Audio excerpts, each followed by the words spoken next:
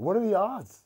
Two studios, two different cities, and it's always construction above. It's never the level below No, us. It's never, it's always the same uh, tap, uh, tap, tap. and always Is at this this time. karma?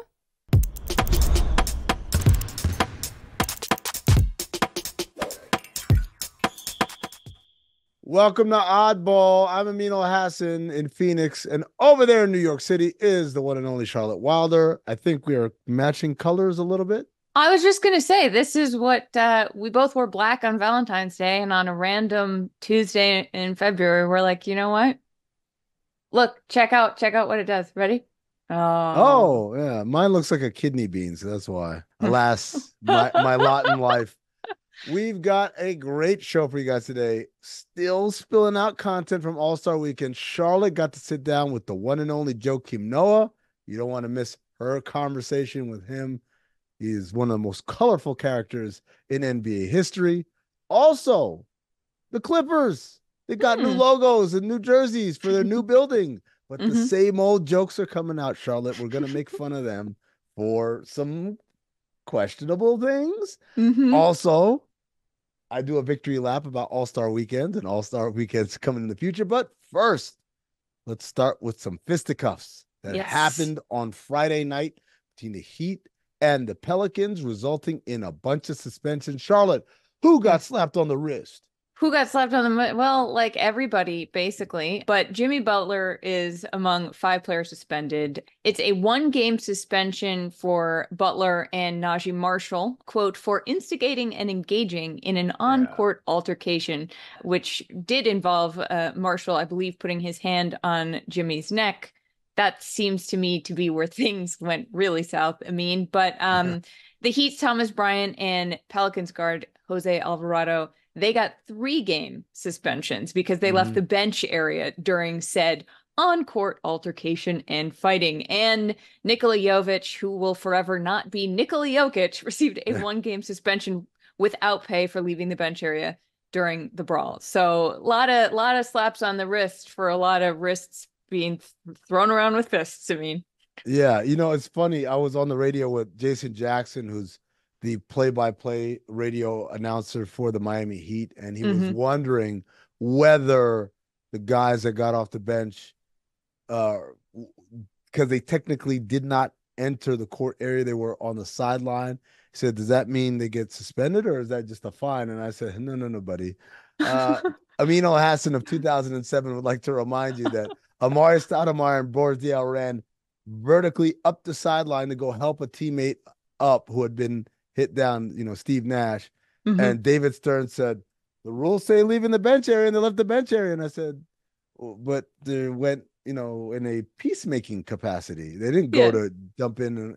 And David Stern acted like God himself came down and handcuffed him. The rules are the rules. But you made the rules. Also, I was watching this on League Pass, and the Bally announcers for the Pelicans just did an absolutely phenomenal job. I want to shout out. I don't have their names. I'm so sorry. I got them for you. Can you tell me who they are, I mean? It's Joel Myers and Antonio Daniels, 2 very good friends of mine. They did an unbelievable job calling that fight, because the fight that happened off the bench that wasn't on the court was actually right in front of the announcer's table. So they were like, they are right here, but they did not break stride.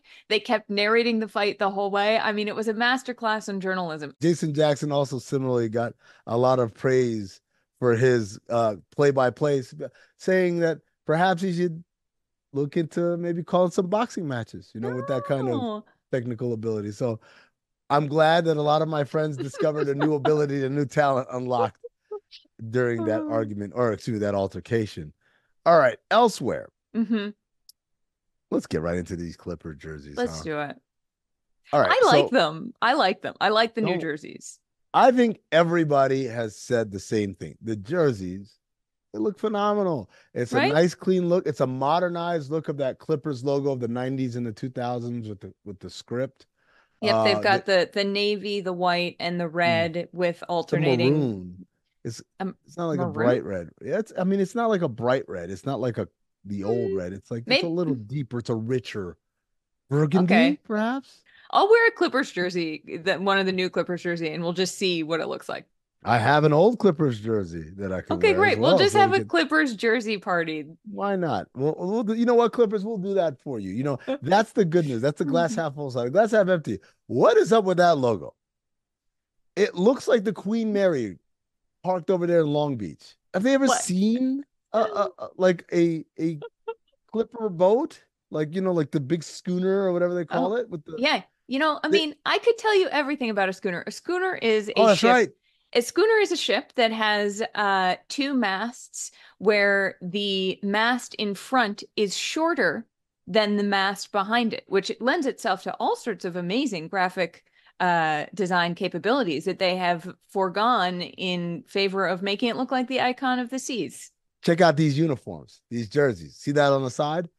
Is that semaphore code or what's it called? That's a maritime flag alphabet, which I don't know if that, but I believe it's the correct flags for LAC.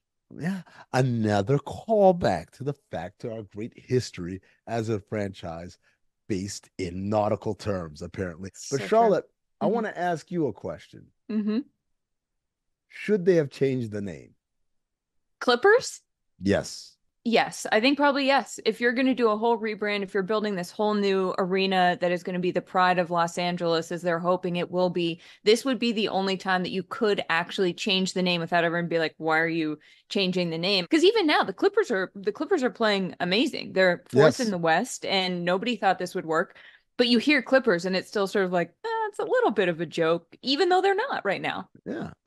And counterpoint, I really don't think anyone who has chosen to be a Clipper fan would say, that's it, last straw, they changed the name, I'm out of here. I'm going to be a Laker fan now. That's just not the way that works at all. And I think there was an opportunity moving into a new building with kind of a new identity, a new all everything new that they could have gotten away from this and started with a new identity. But having said all that, again, I would have settled for a logo that didn't look like the Queen Mary. You have something you're excited to talk about, Amin. I think we need to get to it. And it has to do with NBA All-Star Weekend. The floor is yours, my friend. I mean, well, first and foremost, allow me to just say you're welcome to everybody. Because for years, I have been beating this drum like endlessly. And all that crying and all that complaining I did finally cracked through. This has been the most momentous week of Amin influencing world events that has ever happened. Because not only, Charlotte, are we getting a Phoenix All-Star Weekend 2027, you're welcome. Okay. Can't wait, Thank you. Can't wait to host everybody. Yeah. But also, more importantly, we are getting new requirements and regulations that will make it virtually impossible for any podunk NBA market to ever host this again. That's right, ladies and gentlemen. I'm talking about 7,000 plus hotel rooms. I'm talking at least 5-star hotels. Good luck, Oklahoma City, with that one. And I'm talking, this is the piece de la resistance. You need 75 domestic nonstops flying into your airport and 20 nonstop internationals. Case closed. Dismiss. Portland, see ya. Memphis, take a hike. Minneapolis, arrivederci. Detroit, mwah. And of course, how can I forget au revoir to my lovely, lovely Milwaukee. I loved you so, but you got to go. There could be one way to thwart you in all of this, which is put the All-Star Weekend in Boston, Massachusetts. This is, look, I'm not completely bulletproof here. Boston, New York, Toronto, and Chicago still they're loom. not warm. They're not warm. Not warm. No, but what I will say is I think, I mean, thank you for your service. Secondly, I do think that these are just our common sense things. These are common sense. Like, this is what you have to do if you're going to be able to host an event like this. Also, though, in defense of these small cities not having to do with All-Star Weekend, I do sort of like a small Midwestern city. So shout out to you guys. It's not your fault, but you weren't built for that. It's like saying I want to host a Super Bowl house party. Everybody come to my house. Where do you live? Well, I live in a studio apartment. Well, like, I'm not judging how you live. You live how you live, but like, you are not. This isn't a job for you. In the same way that if the NBA started moving NBA draft to different markets, right? Which I'm totally, let's do the draft in Milwaukee. Let's do it in Cleveland. Let's do it in Indiana, Memphis, Detroit, all these places. In June, absolutely. In Phoenix, I would say absolutely not. Phoenix in June is a bad idea. It has very little to do whether I like a town or not, although, of course, we've eliminated many towns I do not like. It has more to do with, is this logistically sound? It is not logistically sound to be in Phoenix in June. It's not logistically sound to be in Milwaukee in February, even though I love both cities very, very much. Yeah. Well, and we saw what happens in Indianapolis, where also I just love how I had an Uber driver while I was there who was like, it's been 70 degrees for the past 3 weeks. And I was like, first of all, I don't think that's true. I don't think it's been 70 in Indianapolis for the past 3 weeks, but it sure is snowing right now, Jessica. She was amazing. Shout out to my driver. Enough with these small market lies. Go, be gone. Go build a new airport or something. Build some hotels. We'll holler later. But Charlotte, in the same vein of on small market teams, one man once said very eloquently, who goes to Cleveland? You ever hear that? You ever say, I'm going to Cleveland on vacation? That man's name is Joakim Noah, and you got to sit down with him at All-Star Weekend. Here's the conversation.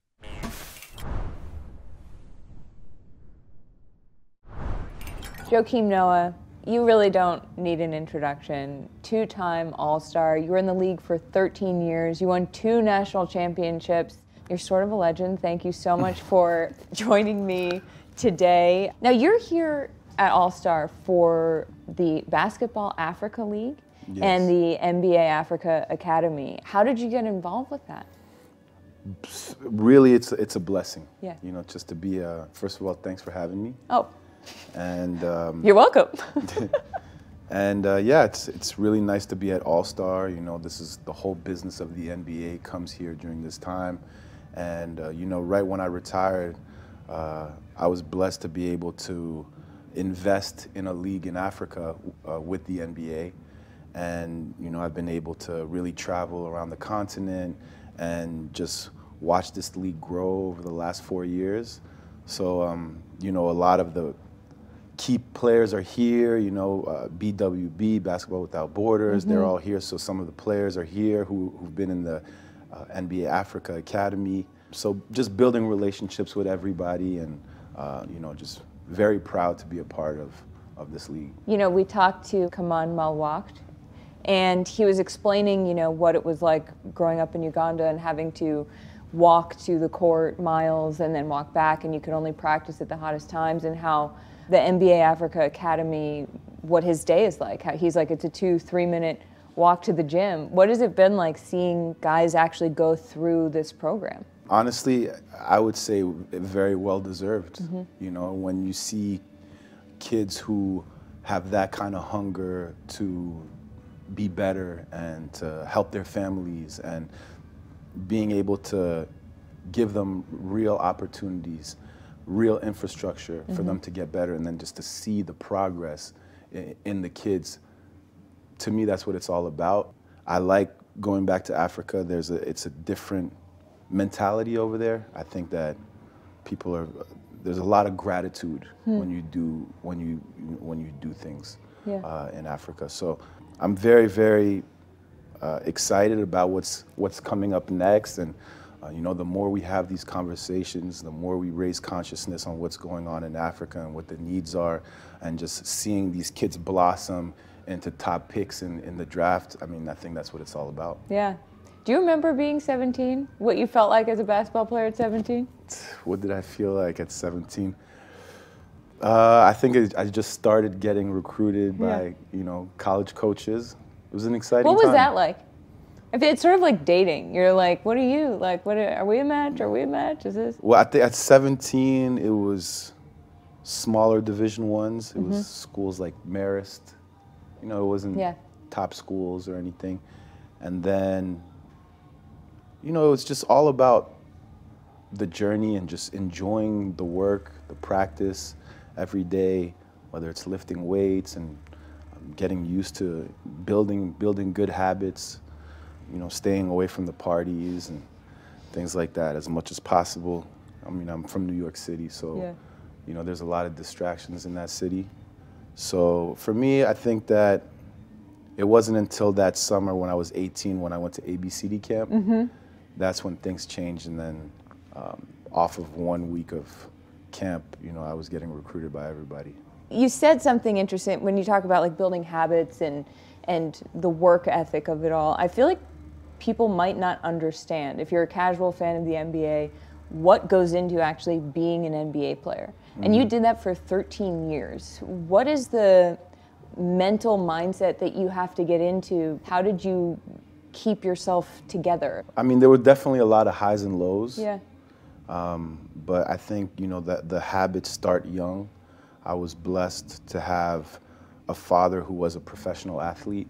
Yeah. So I think that, you know, those habits, I got to see them in him, in his training, and how hard he had to train. So I had a relationship with, you know, building endurance, and, you know, some of the kids weren't comfortable training like that. I was already there because my father had taught me that young. Yeah.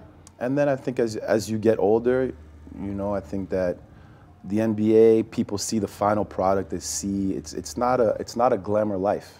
You know, you're on the road a lot. You know, you get in. Sometimes you'll play a game. You get in that night, 2, 3 in the morning. You have a game the next day. So it's not easy, and you have to be physically and mentally tough. But it was an amazing time. I had the best time. Whenever I see, you know, an amazing play or a big game that really matters, and the guy like standing in the middle of the court, you know, whether it's Jalen Brunson doing his, you know, after a 3 or whatever celebration, I'm like, do you feel like you're on top of the world? Like, is that a high? I can only imagine what sort of energy comes with that. I mean, yeah, if you hit a 3 or you get a dunk or you make a nice play and the crowd goes crazy, yeah, that feeling's on top of the world. But there's also getting dunked on, you know, so it can also go the other way around. You can also feel like shit real quick.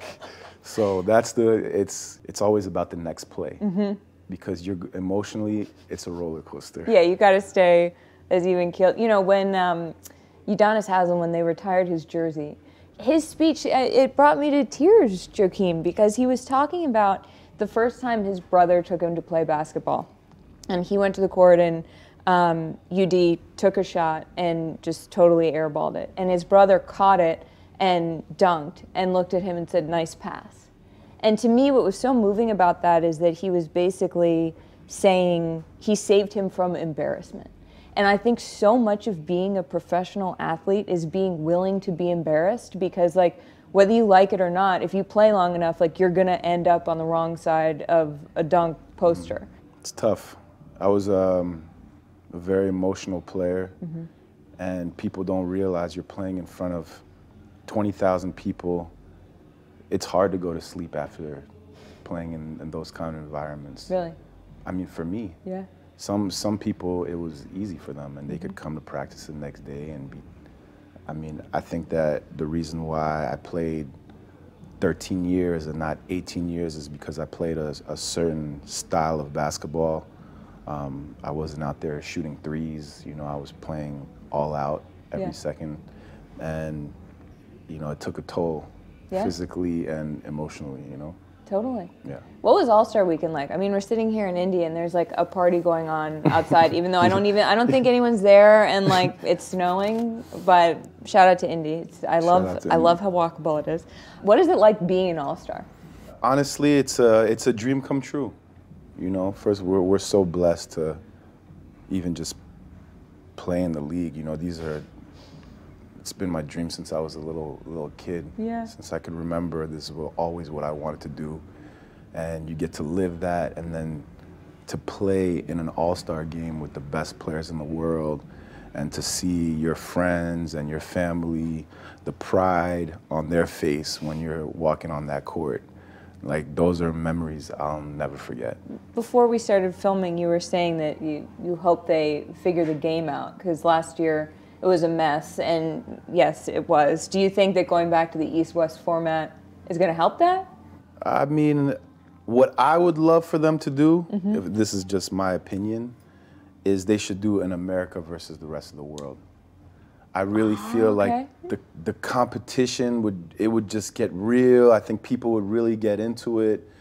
look, and then I really think that would be a way to get the competition back into the game. I think so too. That's brilliant. Yeah, I think that a lot of people, a lot of American fans don't realize how many players are Canadian. Mm-hmm. I bet a lot of people, if you said, did you know that Shai Gilgeous-Alexander is Canadian, they would be like, no, he's not. No. You know? So I think that the Canadian side of it would make people pay attention and be like, oh, wait a second, they're not on our team, and that ratchets up the competition. So do you feel like, should Canada be with the Americas? No. Rest of the world. Rest of the world. Yeah, I think it's funnier if it's just the United States against everybody else. Okay. Because I think everybody else would definitely win, and it might be a humbling experience. Okay.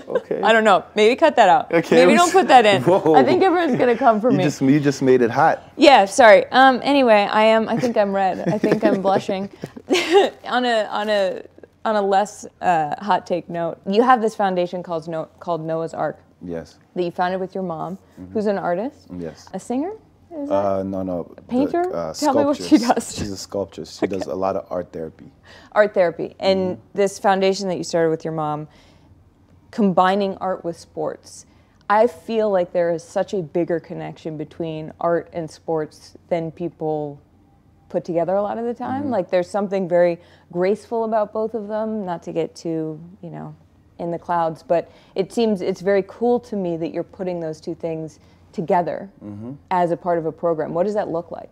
Well, I think my foundation is something that I'm very, very proud of. It's where I've been putting a lot of my energy lately. We've been doing it for over a decade with my mother. My mom's an art therapist. Chicago is a place where I played for 10 years. And I feel like, I just wanted to use my platform to do something good for the city over there. So we started some programs with my mother, my mom doing art therapy with the kids, where they can express themselves through these art pieces. I think it's a really beautiful programs. And then with me, we use the sports and use basketball to reel in the kids and add extra programming. We started a peace league called One City. Very proud of. We're working with 28 violence prevention groups. Oh my gosh. So we have 450 participants. Just staying busy and very proud of all these programs that we're doing with Noah's Ark. What kind of sculpture does your mom do? Oh, my mom does all kinds, but it's more. The program will be like, what does freedom mean to you? And then they'll take a few hours and sculpt what that means. And a lot of these are abstract, so everybody has their different ways of showing that. Yeah. So I think it's beautiful. The last program we did, we worked with this program called Ladies of the Ark, which work with mothers who lost children to gun violence. Oh my God. So I think that this art therapy was also a great way for these moms to voice and express how they feel. When you retired, you said that there really is no such thing as retirement. What did you mean by that? That struck me as so profound. I mean, I think I'm too young to be at home, chilling, watching TV, and not doing anything. When my daughter asked me, like, what did you do today? I better have something to say, and I think that's really important, because my daughter wasn't born for when I played basketball. Yeah. And so she needs to know that it's hard. It takes hard work. Yeah. And I have to show her that, and you have to do that every day. So I'm blessed to be able to work on things that I'm passionate about. Yeah. Obviously, NBA Africa, my foundation, working with real angels who are working with violence prevention all across Chicago, building relationships over there, working with the Bulls, working with the NBA to grow the game. So I feel like I have my purpose, and I feel strong waking up in the morning, and I don't feel retired at all. Yeah, I think you should feel really great about everything you're doing. Thank you. It's inspiring, and I hope it makes people want to get out there and try to do something themselves. Thank you. Thank you so much Appreciate for that. chatting. I hope that was okay. It was great. I Thank hope you have you. a wonderful All-Star weekend. You too. Enjoy. Oh, thank you. Respect. Someone's messing with you, my dude. Well, I gotta go talk to Sharon.